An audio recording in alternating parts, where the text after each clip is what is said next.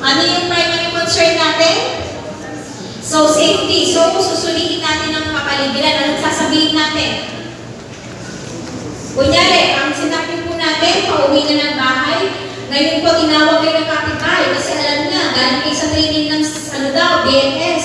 So sabi niya, ma'am, tulungan niyo naman yung pasyente ko, parang walang malay doon. Sabi niya, kasi di ba po na-train po kayo? So bilib na bilib siya. So anong gagawin po nila? So ang sasabihin po natin, scene size up. Ibig sabihin ng scene size up, nasulit po natin yung kapaligiran. Ibig sabihin, na-check natin na 360 degrees at nakapag-isip tayo kung ano yung nangyari at alam na kapag-plano tayo kung ano yung gagawin natin. Yung po ang sasabihin natin. Para at least dito po sa training na ito, malaman po namin kung nasulit yung maigi yung kapaligiran. Scene size up po ang sasabihin nila. Ano po sasabihin nila? Scene size up. So ang sasabihin po ng facilitator, scene is safe. Nasabihin nila kung ligtas ang kapaligiran. Pag sinabing scene is not safe,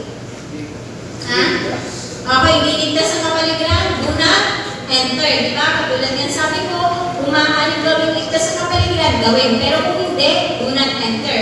So anong next na gagawin? Scene is safe, sabi ng facilitator. Para maprotektahan ng sarili, anong gagawin natin? Okay, BSI on, yung tinatawag natin Body Substance Isolation on. So para malaman namin kung nagsuot kayo ng mga personal protective equipment, sasabihin nyo BSI on, sabay yung kamay na ganito.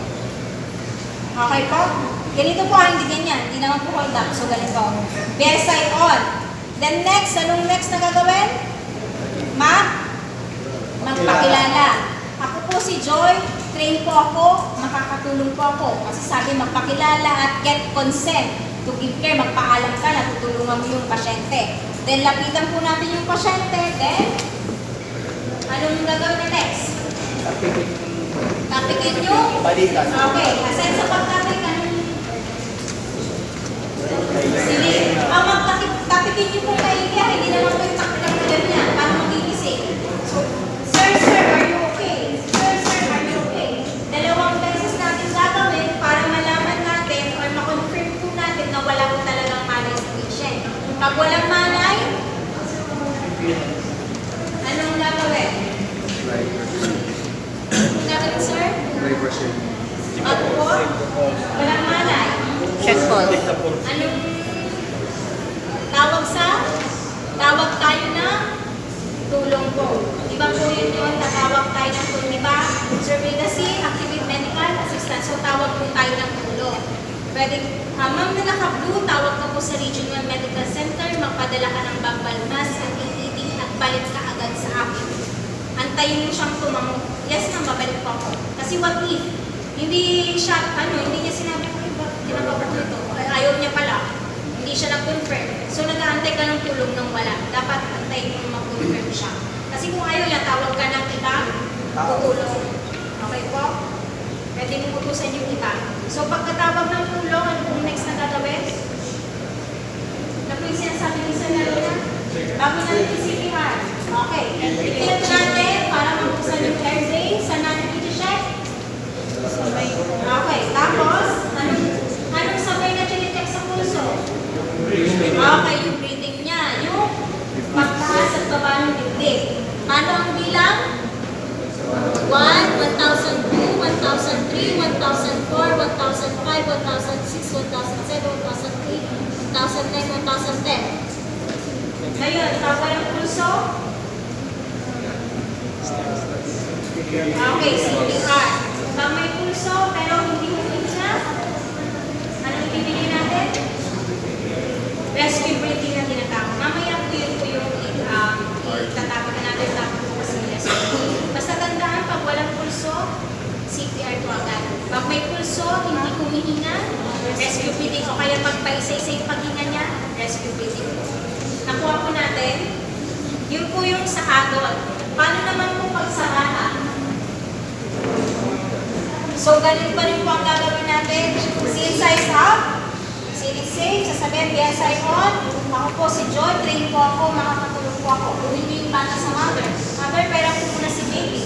Sa check kung may malay o wala. Saan? Sa braso yung pag-check ng pulso. Paano kung sa matanda, check natin sa shoulder, tsaka pagpisil sa tenga, saan naman po pagbata?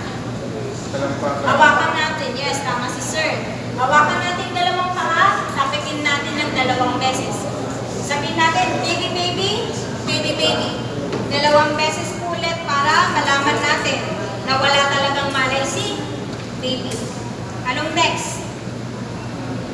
Siyempre, walang malay. Bago mag-check ng pass, ano muna yung gagawin? Breathing. Anong gagawin natin? Palaging huwag kakalimutan tumawag ng tulong. Basta pag alam natin walang malay si baby or yung pasyente natin na matanda, na-check natin, tawag tayo ng tulong lagi. Ma'am, tawag ka ng tulong, magpadala ka ng bagbalmas at balikagad sa akin. After nun, check yung okay, check natin yung pulso. Saan tayo mag-check? Okay, tapos hawakan lang natin para hindi umalang. Tapos check din natin yung okay, yung paghinga niya. Sabay natin check. Ilang segundo ulit? Okay, ganyan ulit. 1, 2, 1,000, 2,000, 3, 1,000, 4, 1,000, 5, 1,000, 6, 1,000, 7,000, 8,000, 9,000, 10. Pag walang pulso, okay, pag may pulso pero hindi humihinga, rescue breathing.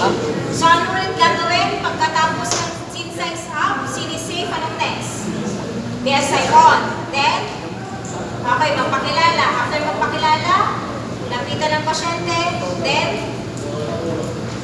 okay, tapitin natin para malaman natin kung may malay o wala. Pag walang malay, okay, tawag ng tulong.